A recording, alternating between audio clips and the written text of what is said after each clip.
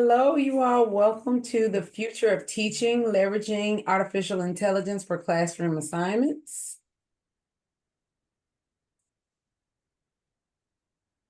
My name is Kenya Lawrence, and I am a curriculum specialist at Durham Public Schools. And my name is Talia Cotton. I am a literacy coach for Wake County. And as we go along, I want you to look out for these icons. It will highlight certain intentional instructional practices that we're using in this session that you can mimic.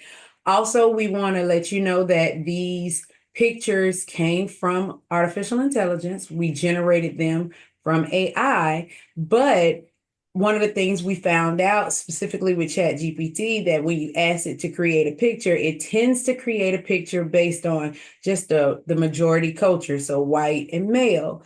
Sometimes if you want more diversity, you have to tell it to give you more diverse pictures. So I asked it to give me a picture of a graduate with an afro, and it gave me a Black woman with an afro. However, Microsoft Copilot does give us more options when we ask for images.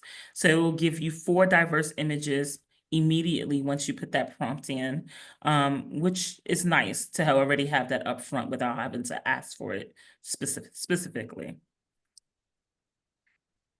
and so one of the things that we would want you to do as you connect to the information is we want you to take a moment and watch the video dealing with Chat GPT basics. You'll find that in your copy of the presentation.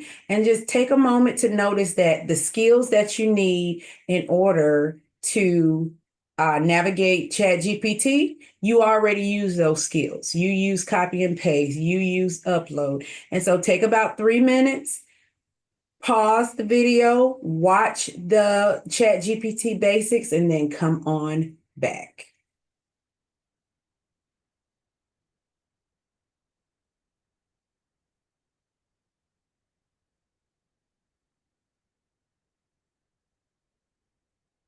You can do the learning outcomes. Oh, right now? Yeah. Okay.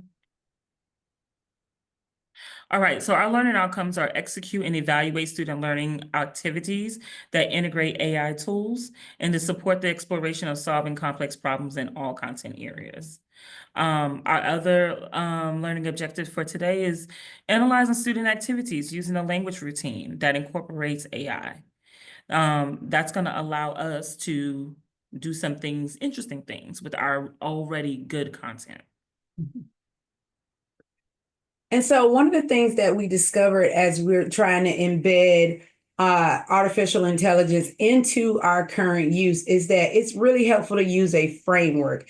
A framework is a blueprint or guide that helps you figure out how you want to embed AI. You want to embed AI with some thought behind it, not just throwing it against the wall and see if it'll stick. And so we have a couple of frameworks that we have for you for examples. You can decide to use it based on your standards, your objective, your learning goal. We have the SAMR model, we have differentiated instruction, but the one that we are using is the mathematical language routines. And so when you think about the math language routines, I want you to think about this framework supports content and language at the same time. It's a research-based approach out of Stanford University that gives us 8 practices, 8 routines that we can use with our students in classrooms to make sure that we are attending to both content and language at the same time. Some other models that we have for you, you can think about using the SAMR model. And so that stands for substitution, augmentation, modification, and redefinition. And so one of the things that we want to think about as we're embedding AI is we want to kind of go to the more higher transformative end of the spectrum of SAMR. So we want to look at AI to modify, right? And we want to look at it to kind of up our creativity to redefine. Another lens that we can look at when we're trying to embed artificial intelligence is looking at it through the lens of differentiated instruction. And these are clickable links. So, as I am going through, you're welcome to listen and play with the links to see some of the things that are there. But think about, okay, how can I adjust or how can I embed AI using the content, the things that the students will be learning? And so, how can I take it in and maybe adjust the reading level of my text, or how can I help it summarize? When it comes to process, how can I embed it with the activities? One of the things that I found really interesting is I had ChatGPT make a frog diagram of a frog that's been dissected. So like it's open, it's out there, and you just get to label it, right? And you don't have to do that without the formaldehyde. So I thought that was interesting.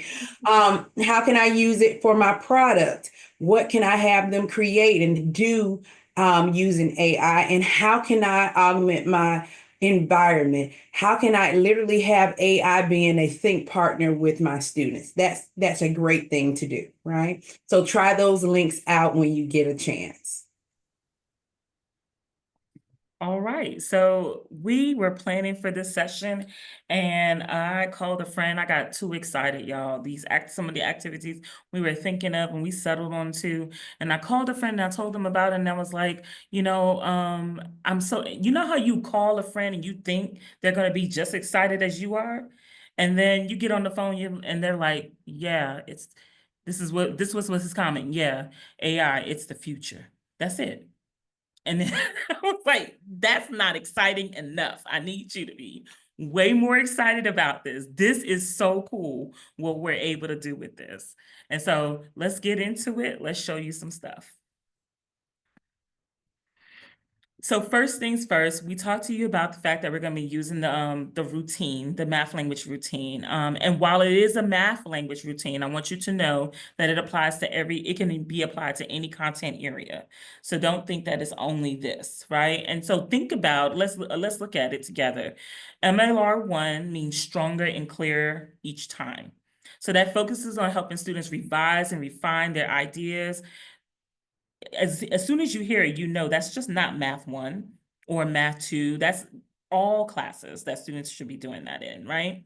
And MLR3 is critiquing, correcting, and clarifying. And so that focuses on developing students' ability to analyze and reflect and refine and improve upon their arguments or explanations. So they're not just putting stuff out there, but they are correcting it. They're identifying errors. They're doing their own error analysis and clarifying any things that might not be clear for people as they are reading.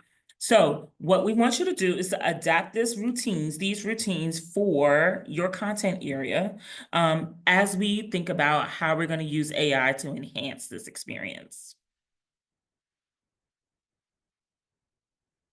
So one of the design principles of a math language routine is, well, two of them rather, there's four total.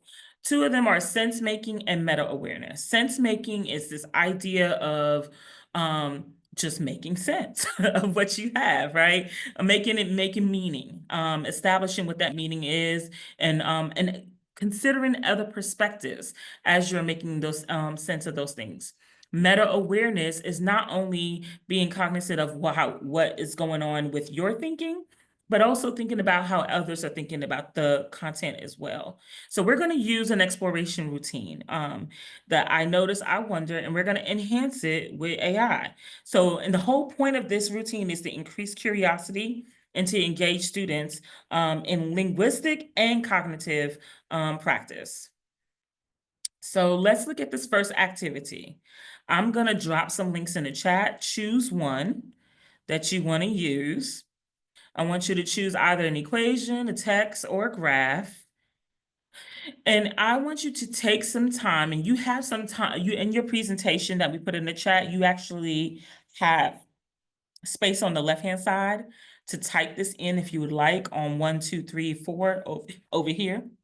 But on the right-hand side, you see that there's a model of what I did there. So let me show you what I did so that you can do the same for yours. So I chose one, I chose the equation. And then I wrote down the things that I noticed about the equation that was in my image. And so I would like for you guys to take some time, write down your noticings, and you can use these sentence stems over here that helps with the exploration routine. So you can use I notice, I wonder, I think, so on and so forth, to start your sentences. And let's just come up with about 3 of them. And then I will tell you what to do next.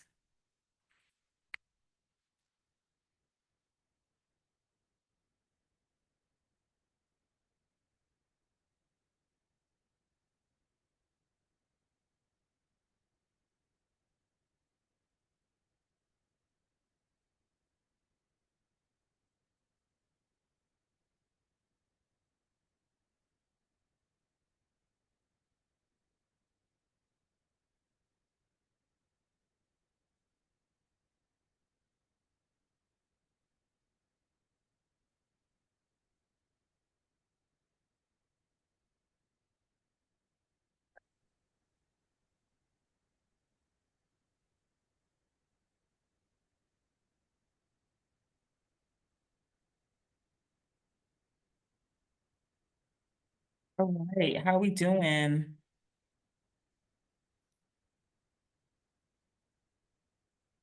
Are you having any trouble with any of the images?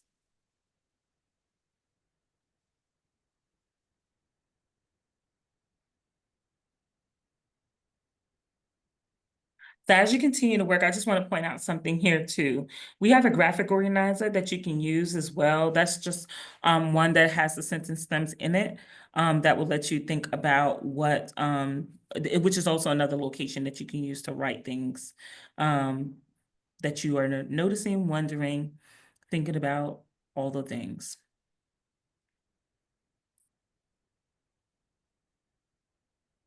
Okay. So with that said, let's look at the next thing to do. Once you have downloaded your image and you have written down the things that you notice, we're going to now go to, and this says Gemini, but since you have already logged into ChatGPT, let's go ahead and use that. And we're going to go to ChatGPT. We're going to upload our image and we're going to upload this prompt with our analysis. And so we are going to demonstrate that with the model that we have.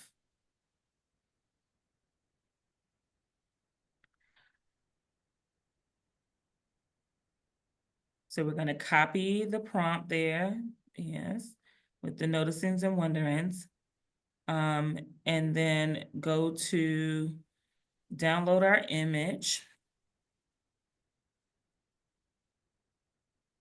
And then go into ChatGPT.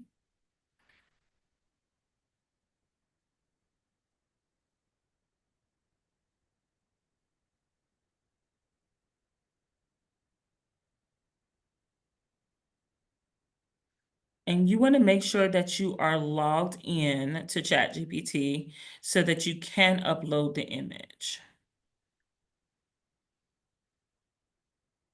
Now, Talia is logged into hers. And, just as a doc student that uses this quite a bit, it might give us some responses that are really, really smart.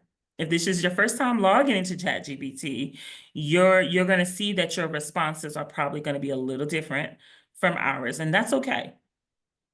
So let's hit that. And remember, it's supposed to be giving us 5 questions. Look at that. It gave us 5 questions. Now, I want to tell you something. The last time we did this, it not only did it give us 5 questions, it explained the purpose of each of those 5 questions. So each time you put in a prompt, it's going to give you something different. It's not going to give you the same thing.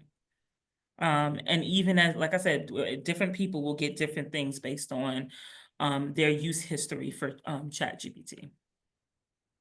So now I have 5 questions to go study from as a student. I can pick one of those questions and answer it, right? And then use ChatGPT to either break down the problem or ask me questions about the work. or things of that sort. If we have time, we will revisit that opportunity at the end. All right. And so we got a chance to do that. I'll be discussing optimizing output and cultivating conversation. And so what we'll be doing here is using a writing feedback loop, and we enhanced it using AI. One of the things that we know that's a great instructional practice and is a high impact teaching strategy is for giving students feedback. And so there's something called a feedback loop, where it's the process of where a learner receives a variety of feedback from a variety of sources so that they can adjust their behavior, improve their content, their knowledge. And so that's what we're going to be doing. And so normally a student will receive feedback from the teacher, from their peer, and for themselves. That self-reflection is very important. Now we've added artificial intelligence as a feedback giver. And so one of the things we'll have the students do is we'll give them some type of prompt, and they are going to actually write multiple drafts of that text, right? And so once they write the first draft, they will receive feedback from someone in this chain: the teacher, the peer, the self, the AI. And as they receive the feedback, they then change the writing based on the feedback, based on the rubric, based on what they're doing. And they'll track those changes with the feedback tracking sheet that I provided for you here.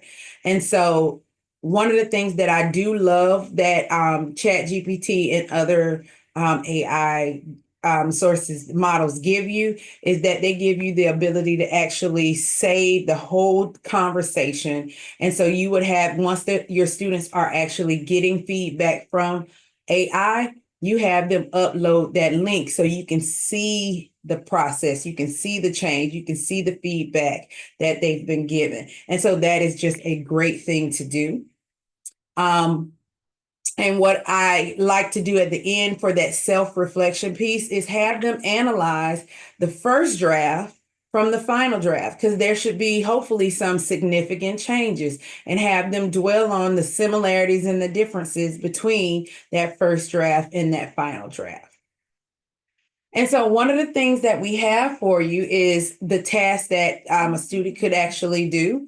And so task one, they're going to read a text, the language math routines, and write 2 paragraphs explaining or arguing how would you adjust the routines 1 and 3 to fit your specific content area. Additionally, we want you to discuss how you would utilize artificial intelligence to enhance the assignments, and that incorporates these routines. So this is a learning task for you so you can kind of practice it, right? When you are doing this, you consider a couple of things. One, you want to consider those principles of the math language routine. You want to look at what AI tools or applications could be used, and you want to look at how AI can facilitate feedback, revision, and clarification, right? And so here, that would be your writing task. And we have some examples for you, right? And some documents. So first document we provided for you is the actual an excerpt from the mathematical language routines. So you can practice with that. We have some feedback sentence stems. So when you decide to use this in your class, it's really helpful to give your students some actual sentence stems so that they don't say, this is bad, this is good, this sucks, right? We don't want students saying that to other students. We want them to have some very strong, positive, and corrective feedback. So I provided you with some great feedback stems to help your students. I gave you that feedback tracking sheet that will let them write that first draft. Then they'll have peer feedback and write the second draft, AI feedback with the form link, and rewrite again. They'll reflect on themselves, and then they'll reflect from the teacher, and then analyze. And then lastly, a great rubric for you to use. And so one of the things that we provided for you is an actual example that you can play with and explore. And so what we did was, in this model text, you have the model text feedback, you have all the prompts and you have all the first draft examples 1 through 4, right? And so let's just say the draft that we have in front of us is the first draft that answered that question, right? We would take that and we would put that along with the materials into the chat GPT. And so let's look at what that would look like. We're going to go straight to chat GPT and look at that. And so one of the things that I absolutely love about chat GPT is it's my friend and Magic School AI is that I can actually link things that I've done. And so what I did was I actually put in the prompt. Please review my paragraph, provide positive and corrective feedback by answering only the questions under each rubric criterion. And so I gave it the criteria and then I gave it the text. And then it provided me with feedback, right? Based on each criteria that I gave it. Have I thoroughly explained how the principles of MLR1 and MLR3 can effectively apply to my content area, providing insightful and creative examples? It gave it, the system gave it positive feedback and corrective, telling it what it could do to be a little bit better, right? And so that's the kind of things you can do with your students. As long as you provide them with a great prompt, a great rubric, things that they can input in there, they can actually get that feedback. And imagine them asking more questions, right? Now, on this one, it told them how to improve it, right? However, I've also learned through trial and error that I can put in my prompt, only give me the feedback, do not give me a revised version, right? You can tell the feedback, you can tell the bot to not do that. You can even make your own bot to do that for you, right? And so what we would have our students do is follow these steps, right? Go ahead and, sorry about that, go ahead and fill that out. And so I hope, let me go back here. When we're looking at the feedback tracking sheet,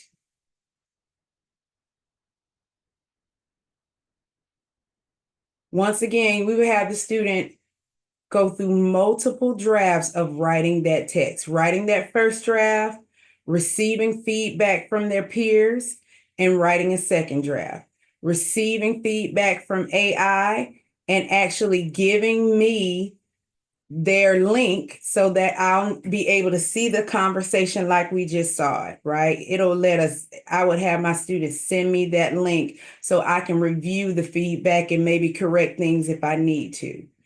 They would do self-reflective feedback, and then they would get feedback from the teacher and analyze. And that's how I was able to embed AI into this process.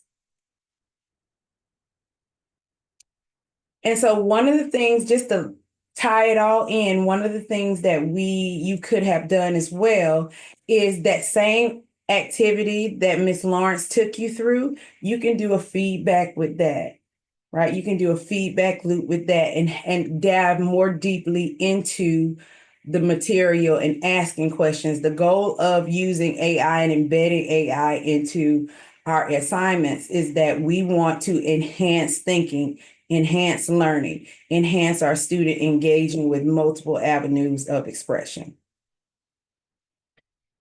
You're muted, Kim.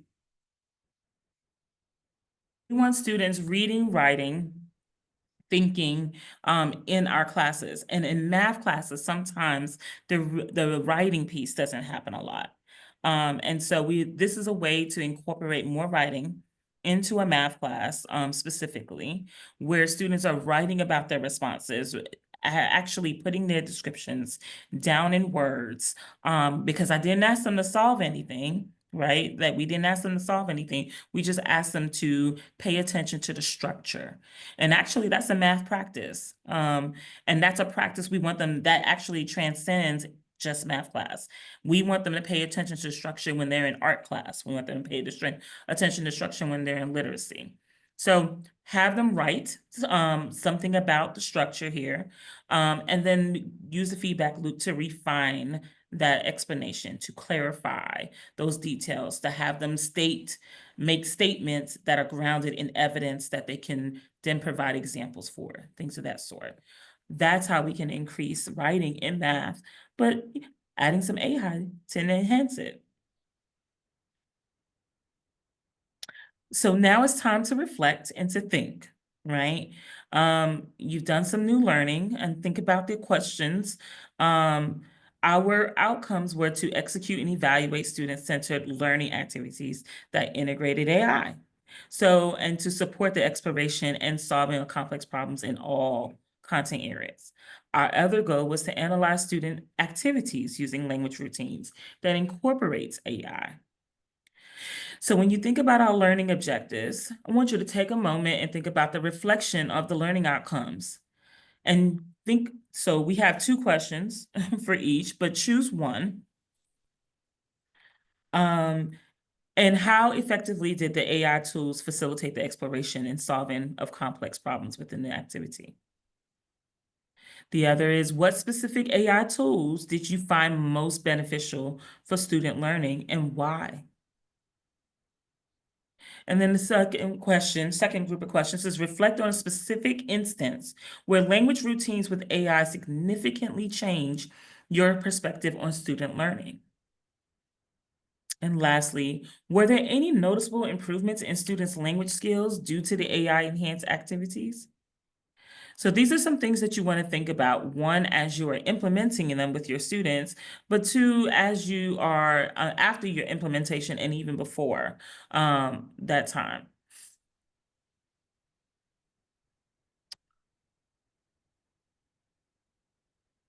So I am Kenya Lawrence, the secondary math specialist for Durham Public Schools. And I'm Talia Cotton, literacy coach for Millbrook High School. And we thank you so much for joining us and watching this. Remember that your resources to this slide is located in the bit.ly that we provided. And one thing we always do when we present, we always provide you with a resource pantries. Found this idea from a lovely woman that did a presentation. I was like, I will definitely use that all the time. And so right here, you have just a treasure trove of great resources to support your learning and embedding artificial intelligence in your current practices. You want to go over a couple key things that they should? Sure. Let me lift up a couple of things that we always try to highlight. We always try to at least lift up a couple of things from the pantry, because we know this can be overwhelming to see this, but this is good stuff.